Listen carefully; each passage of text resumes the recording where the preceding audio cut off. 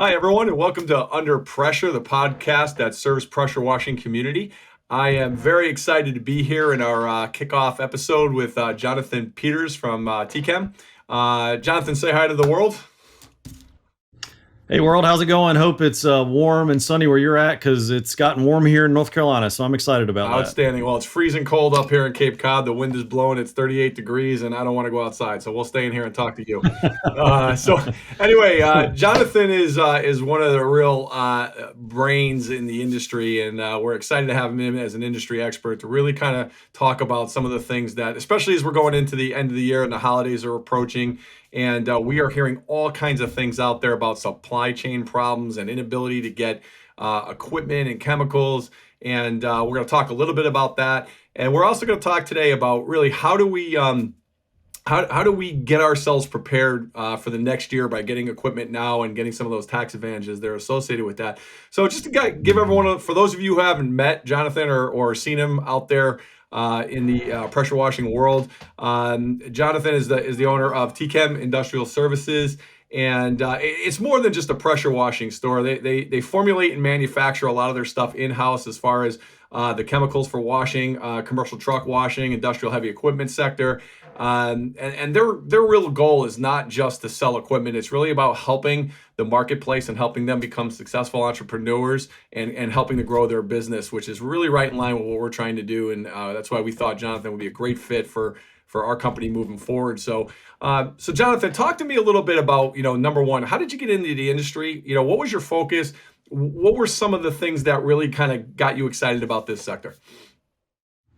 Well, it's my business partner is my father, and he had been in this industry since I was, probably 10 years old. And I remember as a kid, him washing trucks on the side just to kind of gain some extra business, which seems to be a lot of what our customers do. So he started formulating stuff on his own because he got tired of using other people's water, for lack of a better way to put it. And so that's kind of how this started. Now, there was never any intention to take this any further other than just to kind of put myself and my sister through college. So, Dad and I had talked on and off about it for a while now, and I spent quite a few years in healthcare, had climbed the corporate ladder, and realized one day that, healthcare is a very hard industry, and it was time to not be there anymore. So my father had reached the age, mid 60s, was looking to kind of scale back, but didn't want to work for someone because he'd been on his own for so many years. So we decided to partner. Took just the two of us. 7 years later, we've got 10 employees and just kind of have really enjoyed this market. But what we did is took the products that we had, the chemicals that we were making, and then just kind of said, okay, what else will complete what we're offering our customers? So that's when we decided to look at carrying parts, equipment. Then it looked into, okay, how many technicians do we need to do to service machines for guys to keep them on the road? And what we realize in the industry is a lot of places are very compartmentalized when it comes to what they work on. So we just decided to, well, you know what, if it comes through the door and it needs repair, we're going to fix it. So that's really helped out with us to be able to grow our market here in the Greensboro, Kernersville area. And then it just now, as we go forward, when something comes up or as the market changes, we'll add that product to our store, or we'll, do some research on if we can blend something along those lines and offer it. Instead of offering someone else's, we'll offer our own. So it's funny because this industry has grown so fast over the last 5 years, where there were people in this industry, but now it has become national, and even your big boxes are selling pressure washers. 5 years ago, you couldn't go to Walmart and buy a pressure washer. Right. Now you can. So, we've had to adjust that. But, that's on the homeowner side. We tend to like to stay in the commercial, industrial side where guys that are doing it for a living, so that way there's a partnership there between us where we're able to help them, make money for their family, and it just benefits us in long-term relationships. Yeah, and it's important to, from a strictly business point of view, I have a pressure washer at my house, right? and I'll go Yeah. out and I'll pressure wash the deck and I'll pressure wash the furniture, and it's like an all day event. Right, I'm there like all That's day. that's right. I'm That's soaking right. wet. That's My right. arms are vibrating, and but when we have the house cleaned and a pressure washer comes by, we've also when we first bought the house, we had and they did the whole thing in like 3 hours. I was amazed how fast they got through it, how Exactly. clean it looked. So it's the That's home right. version of pressure washing is definitely not the same thing. So it's a much higher level of expertise and speed and knowledge and know what they're doing. And Yeah. what really shocked me was when my first experience with the corporate side of pressure washing was I went to the huge conference, and that's where I was introduced to you when I was there. I was Right. shocked how big that conference was. I thought I was going to go to a small little conference, Hmm. maybe 100 people. That place was mobbed, and not just like the individual person, but like large businesses, multi-million-dollar businesses that are out there, driving the industry. When did you first realize, when you had your store, when you were first getting started, when did you first realize that there's an entire community here that I really have to kind of grow out into servicing? It's funny. We partnered in 2014, and by the end, well, so I'd say about mid-year of 2015, it took a year to kind of really, okay, our footprints here, start talking with the guys that we were already selling chemicals to. Because what was happening is guys were coming here buying chemicals from us because we're selling a concentrated version of chemical, instead of a watered down version. And then yet they were going somewhere else to buy the parts, do the service, those kind of things. So what we did is we just kind of sat down and said, okay, who are we offering all these chemicals to? What are they buying now? Now, what else do they do? So we just took a snapshot. Instead of saying, all right, we're going to go out and market to all these new customers, we just decided to look at our current, customer basket and really focus in on maximizing what we do for 50 customers, as opposed to trying to go out and get, 250 customers that only buy one drum of chemical. Right. So that's how we kind of, we really took our business and said, okay, these companies do this, so we need a technician that can service these style of equipment.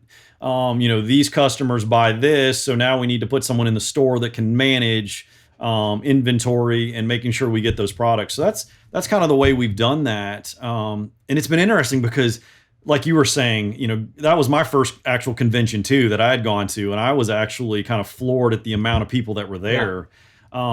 And it just kind of reaffirms to me that, with COVID going on, everybody wants to start their own business, so everybody's got a side hustle going on, which was Yep. fantastic.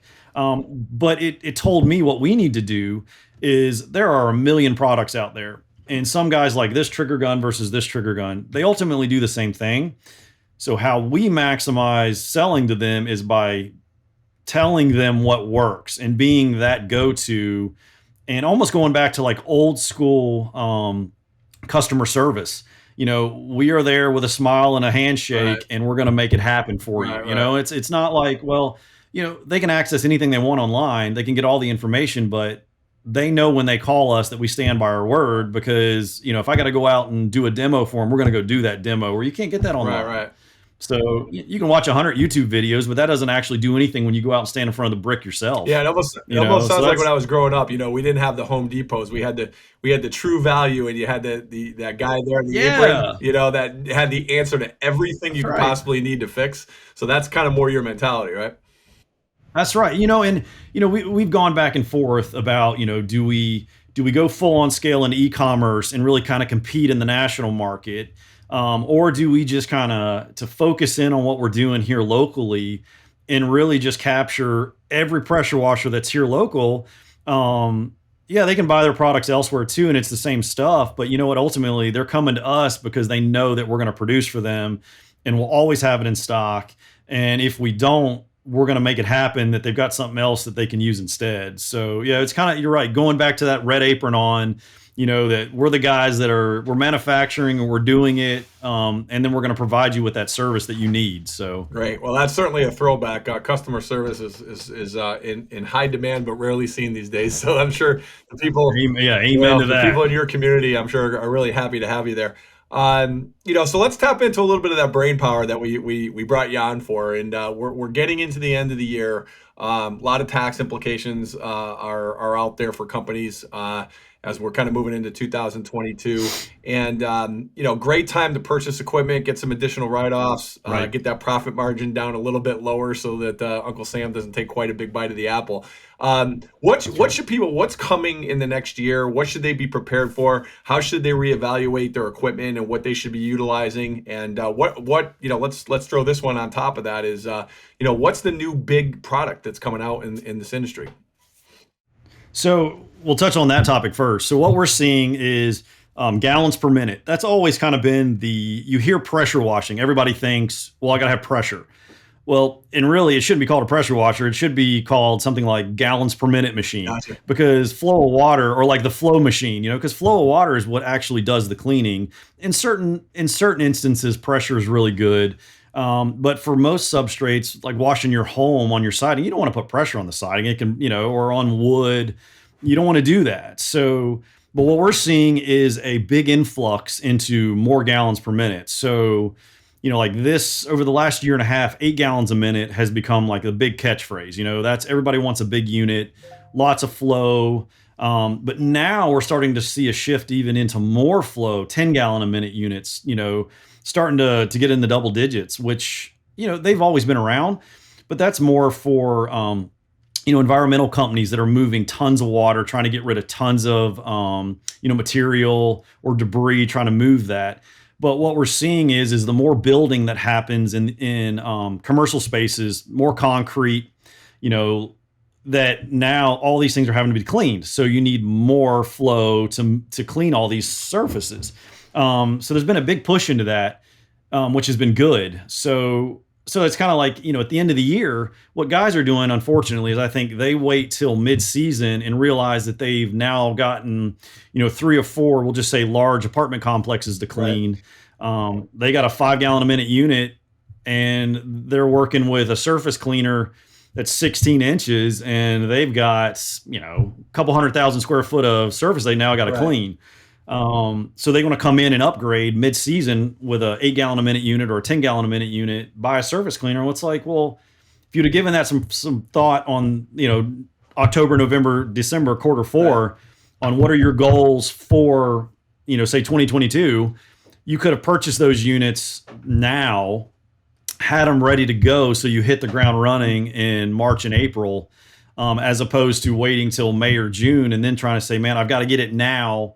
Let's just throw it on a trailer and then we'll patch it together so I can go do these jobs. Right. So we try to counsel our guys on that, try to give them that thought process. It's like, hey, you know what? Let's plan this out. If this is the direction you're really kind of going into, let's sit down in October, plan out a trailer build, and then let's plan that for November, December. So A, you can plan your money. You're going to talk to your accountants, and then B, it gives us time to get everything in house. Right. And we can do the fabrication to fit your need instead of just throwing it on a trailer, throwing 4 bolts in the unit and plugging a hose to it, because it doesn't necessarily always work that well. Well, you want to make sure that the strategy is there, because, and a lot of people don't think this way, but the last thing you want to be doing is piecing together your equipment when it's time for you to be doing sales. Exactly. Well, that's exactly right. So, and two, these guys, a lot of these guys, they'll get out there, and I know, especially new incoming guys, we've all been new in a business, and you're on a shoestring budget and you're trying to make it happen. But what we always try to tell guys is, man, if you're out on a job and your equipment fails, what's your backup plan? What's your backup plan? I don't care if you're just getting started or not. You always got to have plan B, because the worst thing that could happen is you've bid a job to go clean a house for $200. Now you're going to have to stop mid job, go get us to fix it, for say $150. Well, the job's, it's a wash at that point. And if you so we try to talk those guys into that. Consider the time you lost. Yeah. If you're worth $100 an hour, that probably turned into a $350 loss because you didn't plan ahead. Oh yeah, and that's the thing. It's like, well, I can't afford another unit. Well, you don't have to have another unit, but you got to have another source of A, getting chemical out there, and B, being able to rinse it. So those are the things that, there are so many different options, other than just pressure washers, that allow you to do those things. So that's where, we've been able to help guys kind of plan through that and think through that. Because the beauty is a lot of these guys that are, that are gung-ho in this for their business, they've thought through that. They know what they want. Right. And, thanks to, thanks to YouTube and everything, there's so many videos and so many things that guys post now. So you can kind of go to the buffet, so to speak, and look at all the different variations you want, and then kind of fit it to your Right. need. Whether you want to, are you going to pull up on? So I mean, like one thing, are you going to pull up on the left side of your trailer on the curb? Or are you going to pull up on the right side? Do you like, pulling in or pulling out? I mean, where are your hoses going to pull off? Those kind of things that these guys aren't going to think Right. about. That's what we sleep on is, okay, which side do the hoses pull off? Do they pull off the back, the front? All those things. So, it's been interesting because one of the questions I'll ask some of these guys as I get to know them is what do your accountants say about where you are currently? Do you know your numbers? Do you know this? And a lot of the guys are like, well, I just scan and send my receipts, and they send them right to them. And then at tax time, we just figure that out. And I'm like, oh my goodness, No tax plan whatsoever. that hurts my Right. head Yep. just thinking about Yep. that.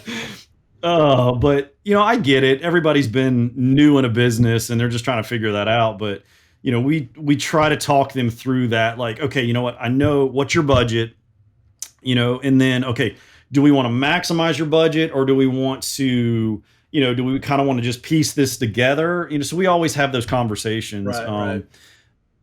And man, I'm so blessed to have guys like Steve who run my showroom. That he's so good at asking those questions and just really getting to know the guys. We're not trying to sell equipment, man. We're trying to build a relationship. I mean, and that's the key. It's not for us. It's not trying to get you out the door and get the money collected. Right. It's literally what time do we have to spend so that way you constantly come back over the course of your relationship. As long as you're in business and we're here, man, that's what we want. We want you 100% committed to us for the eternity, for the long haul in your business. So that's kind of our goal. Right. I was reading an article that Warren Buffett had written. I think it was in Forbes about 2 months ago. And one of the things he talked about was if you start chasing money as a business person, you're going to be chasing money for the rest of your life. And he talked about, if you commit to your customer, really commit to them, show them that, you got your back all the way through it. You're a source of advice. You can offer things beyond just here's a product, here's $1. He said that then the money starts chasing you. And that makes sense. And when that happened, I mean,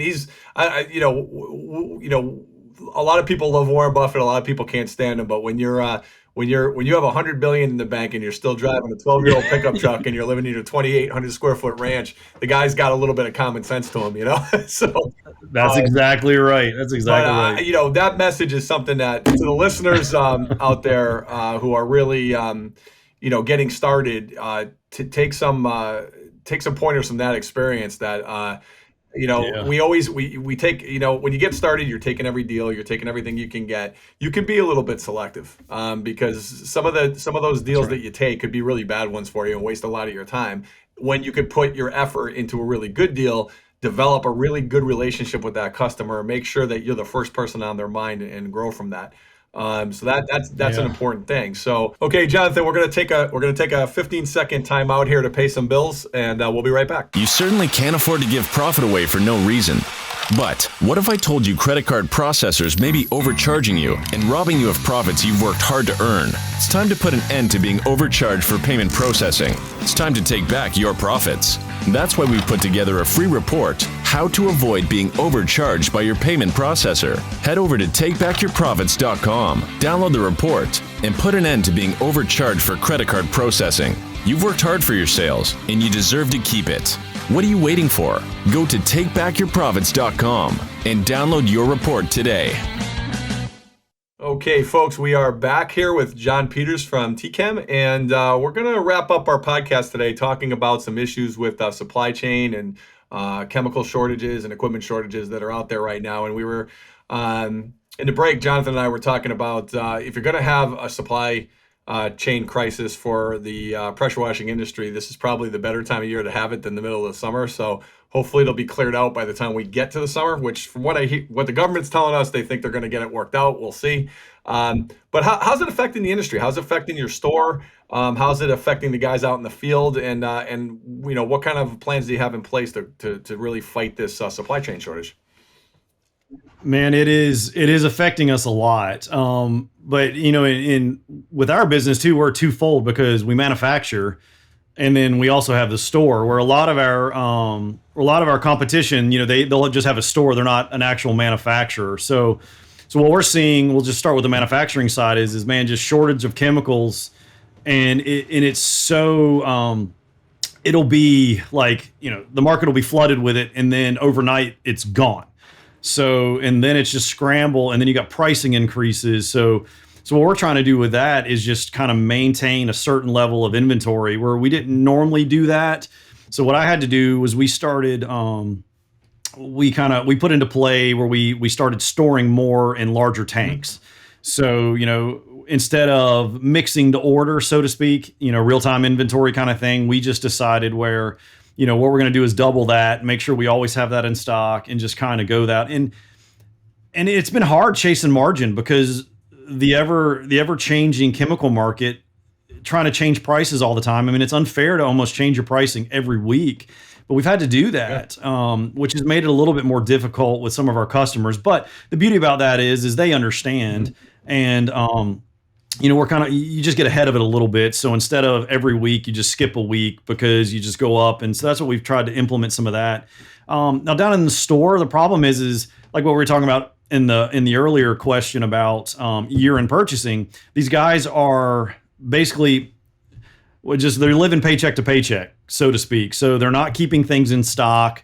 They're just kind of, as it breaks, they'll come get it. So what we've been telling them, man, is like we ran a big special for the whole month of November, where try to stock up on all your trigger guns, your wands, all those things that are use items. So that way, if they break, you've got it on there, and you're not having to come to us and hope that we got our order in, because those things aren't coming in. One of our biggest suppliers just told us that it's a big pump that, not just us, but across the industry use. They all come out of Italy. There's none in the air, none on the water, and none on the shelves. That's what we were told. Wow. So it's like, well, so what's that mean? What does that mean for them? What does that mean for these people that are manufacturing machines? Right. So it's one of those things where it's kind of like, okay, now how do we adjust on the fly? What do we pivot to? But that's why we don't stick to one brand. Sure. We try to make sure we have multiple options that you can, that you can add. So like if you've got a general pump and you want to switch over to an AR pump or a cat, we try to make sure we have all those things in there. So that way there's always an option. And the beauty is the technicians that we have are able to fabricate. So we can change your setup, pretty much on site. So that way, if there needs to be a big adjustment, there can be that adjustment. Oh, that's great. That's great. Now, how does, as far as the inventory purchases go, when chemical is available and you have to buy in bulk, how's that affecting the cash flow of your business? It's affecting it big time because we're having to commit more funds up front to hold that in stock. But the beauty about that is it locks in your price. Right. So that's kind of what we've decided to do, is really focus in on locking in price to produce volume, as opposed to just trying to making sure we're always getting that margin. So, if the margin's a little higher, if the price is a little bit higher at that point, you know what? If we can grab a couple totes of it right now, let's lock it in, because a month from now, it's guaranteed that it's going to continue to rise. So that's kind of what we're seeing now is we buy when we can, and just like we're building a relationship with our customers, we've done the same with our vendors. Right. So we've got a couple guys that have really built a good relationship with it. They know when they have whatever we use in stock, they call me, and it's like, okay, this is what we've got. This is how long it's going to be. Do you want to buy 1, 2, 3, 4 pallets of it, as opposed to just as you need to order? So that's what we've been doing. We've dedicated some extra warehouse space to kind of just stocking it in there, and being a little bit more lean when it comes to cash flow. But at the end result, man, it's been able to boost our margins. Right. Or we've been chasing margins. It's been able to boost that margin because we always have it on hand. Now, are you?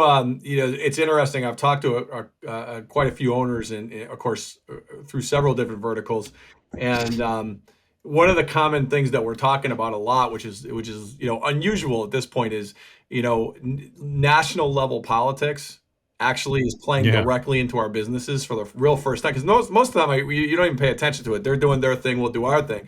But there's some very scalable issues going on right now where there's we're looking at injecting trillions of dollars into the marketplace that can really trigger certain levels of runaway inflation. So, people who are dealing in hard products like you guys, Yeah.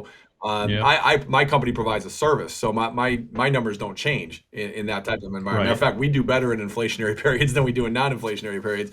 But when you're dealing with products, you got to pay close attention to this because you might be better off in 3 months to rent more space and buy more product and just have it based on where it's going That's to right. go for the spring. Looking at the market, and that brings us to my last question for the podcast. When you're looking at the market and you're seeing the spring rolling around as we get through winter, how do you big picture us for a second? How do you see where we're going in the industry? Do you see things improving, after January? Do you think it's going to be a very strong market? I know, even with you guys, the housing market affects you guys to a high degree as well, with purchases. Right. Where do you see this big picture? Where's it all going? So what we do is, because we stay diversified. Diversification is the main thing. So like what we tell guys, instead of just washing a house, make house washing 75% of your business and do 25% in commercial. Commercial is going to be always there. Yeah, the margin's not as good, but you know what? They're going to clean 12 months out of the year. Whereas the housing market, once it gets below 40 degrees and it turns to Thanksgiving, nobody's thinking about washing their house anymore. They're thinking about how they're going to pay for Christmas. Right. So, what we do is we just kind of look at each sector that we're in. So what we've done is we have a heating season where we sell, certain things, and then it goes on into the spring. But man, this is the hardest time when I've sat and looked at next year, how to plan for next year, based on inflation, based on, all the markers that are out there that are telling us all that something's going to happen, that, how do we plan for this? What kind of inventory are we going to stock? Right. Do we go all in right now and, like you said, get some more warehouse space and just jam it full, or do we hoard cash, or do we scale back? Yeah, I mean, it's like it's like Russian roulette right now is what it feels like. But and what we've done is that's the thing. Your decisions are two total ends of the spectrum, as opposed to like normally you drift one way 5 degrees, another way 5 degrees, but it's either you're all in or you're all out, and that's the option we're being left with. I know it's scary, but and it kind of happened, it really happened when we came down to Atlanta to the huge convention, like with meeting you, working on this relationship. I got introduced to some other people in the industry that I hadn't had access to before. And so we've kind of these strategic partnerships where we're sharing inventory. So like we'll have something, they have something. Yeah. And that has made it so much easier because now, like if I don't have a unit on the floor and I need it, we call them, they ship it, and vice versa. Yeah, we make a little bit less money, but you know what? That customer got what they wanted when they wanted it, as opposed to being like, you know what? That's 6 months out. Yeah. Because that's what's happening. Is some of the production is being told to us, it's 6 to 8 months out before we can get you these products. It's like, well, that's the end of next season. How does that work? Yep. So that's really what we've looked at this year is we're still battling that question about inventory. I mean, I wish I could give you that perfect answer where it's like, yeah, we're going to stock this amount of stuff. If you could, you wouldn't be on this podcast. You'd be on. Exactly. We'd be on a beach right now somewhere. That's what we'd be doing. And, you dropped a little diamond there that I just want to go back to and make which is a great point. You've had a couple of real insightful things that you've dropped in there, but one of them to all the new guys that are going to be listening to the podcast out there. Build your business through abundance. Don't be terrified of your competition. Work with them. We all grow together. I mean, it's a real cliche that when the water rises, all boats float, but it is one of the truest things you'll ever see. Collaboration with people in your market space. I've seen in other industries where companies work with their competitor that's right next door to them, and they both grow together really well. And what a great idea, strategic. That's a real solid strategy to develop relationships where you could share inventory, especially in these uncertain times. You're really taking that cash flow load and moving it around a little bit, and helping keep yourself a little more cash rich. So that was a hidden little gem in your speech there. Thank you. It's kind of just happened upon that, It's a trial and error thing. Well, everything's experience, and as we get older, we've we've bumped into so many different problems, and that's one of the great things about what your company does, and hopefully that's very much in line with what we do is share that experience and help people get to where they're going faster. That's right. That's right. And, and we're all looking for someone that we can just bounce ideas off. A lot of these guys are, it's them and their wives and a couple hourly employees, and they've got nowhere to go for that advice. And you know what? I don't pressure wash for a living, but you know what? We're in the same, like you said, we're in the same market space. We're able to have those conversations, and we can help them kind of brainstorm through the problem. And then ultimately they get to go out and do the work. And it has no reflection on us because they're the ones that, are doing it. But what it's done now is it's built that relationship for us. And two, we get phone calls all the time. Hey, do you guys pressure wash? No, but here's a small list of guys that I trust because of these brainstorm sessions. Now we've built that rapport. So like you said, man, it's just the money is staying in the community. And like my business partner, my dad always says, when you spend money locally, it recirculates 7 times within that community. And think of all the local businesses that get rewarded by that, by recirculating that money locally. Right. One of my old partners used to tell me, when you think about being an owner, one of the main points he told me was it's Christmas for businesses too. So at the end of the year, get the new gear that you want, plan for the next year, get the proper equipment, save yourself the tax money, and be ready to fly when spring rolls around. And the second thing he told me, which leads into what you're saying, is nobody is an owner until you sell a company. You're an employee of your company just like everybody else. Stop acting like you're the big cheese. Get to work, build relationships, treat people the way you want to be treated, and stop thinking of yourself as an owner, because you're not until you sell it. That's exactly right, man. If you're not willing to go out and push a broom with the rest of the guys, man, you're no good. Absolutely. So we're going to wrap this one up there, John. If you're interested in joining our group here, just subscribe by hitting the button below. We're going to be back next week again with our brand new Under Pressure podcast. And I just want to thank John for jumping in and joining us on our kickoff event. And we're going to be blessed by having John a few times down the road too. John's a really good source. And if you have any questions for John, leave them with us. We'll make sure we get them off to Jonathan, and we'll see if Jonathan can get those answered for you. So Jonathan, thank you so much for being here. It was a real pleasure getting to know you a little bit better, and we look forward to working with you down the road. You too, David. It was a pleasure, man. Thank you. All right. Thanks for listening. If you haven't subscribed, go ahead and smash that subscribe button. And don't forget to hit the bell so you won't miss our next episode. This episode was produced by Jake Aronson. This has been a Pair Payments production.